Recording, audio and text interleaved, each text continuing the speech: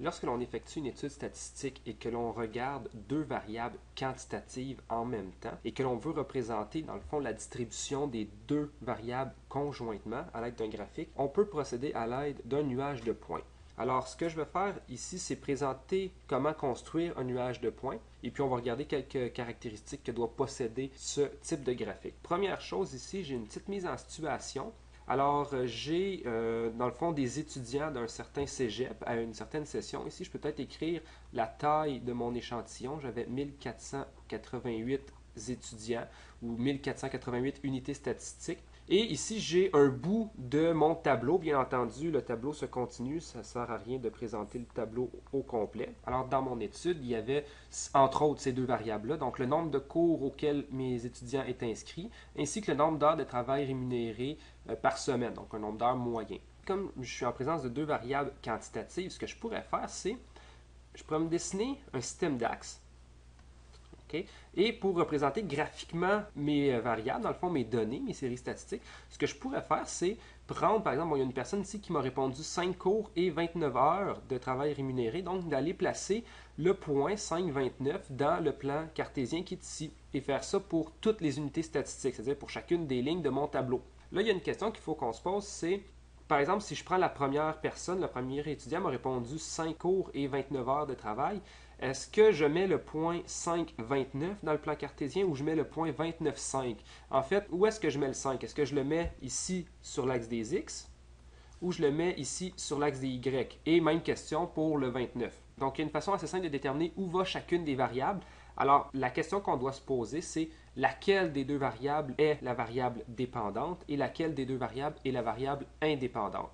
J'ai une variable dépendante et j'ai aussi une variable indépendante.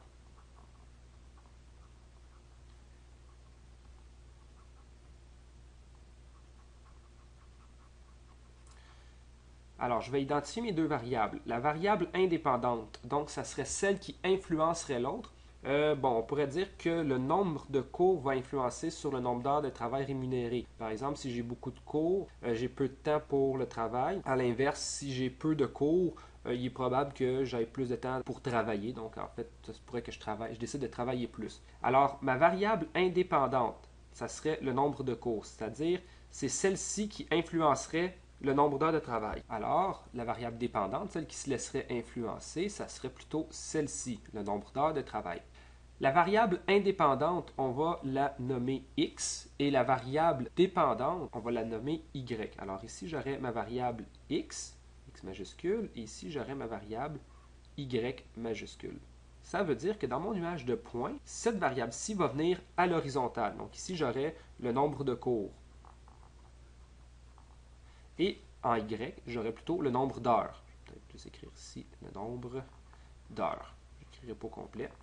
Et donc, le point que je vais venir placer dans mon graphique, c'est le point 5,29. Donc, par exemple, si je graduais 1, 2, 3, 4, 5. Donc, 5 en X et 29 en Y. Donc, disons peut-être ici. Ce serait le point 5,29. Et je fais ça pour tous les points. Donc, le point 1,36. Donc, 1, disons 36 ici.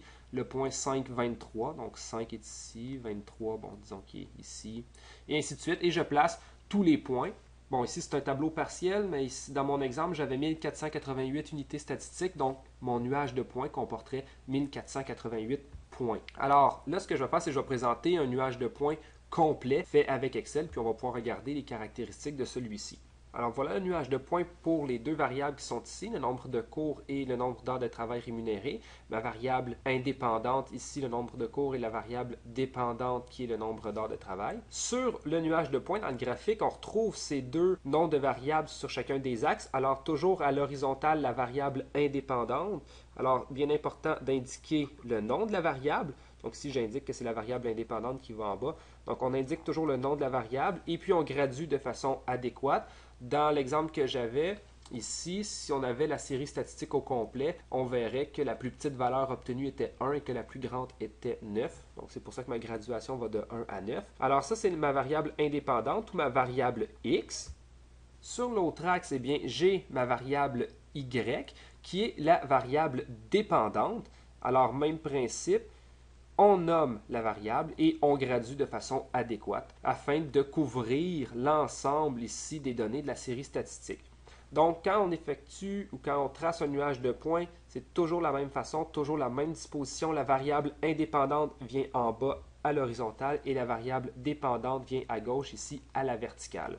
Maintenant, si on s'attarde au titre du graphique, eh bien, il y a une façon assez simple de toujours donner un titre de graphique adéquat. On commence par nommer la variable dépendante. On peut indiquer aussi ensuite sur quelle unité statistique a été effectuée la recherche et ensuite en fonction de la variable indépendante. Donc, on commence avec la variable dépendante. Donc, voilà. On nomme ici les unités statistiques, donc la variable dépendante, les unités statistiques. Le mot-clé ici, toujours en fonction. Voilà, en fonction. Et en fonction de quoi? En fonction de la variable indépendante. Ici, ma variable indépendante.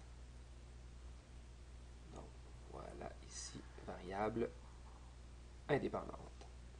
Maintenant, ce qui reste à faire, c'est de placer chacun des points dans le nuage de points.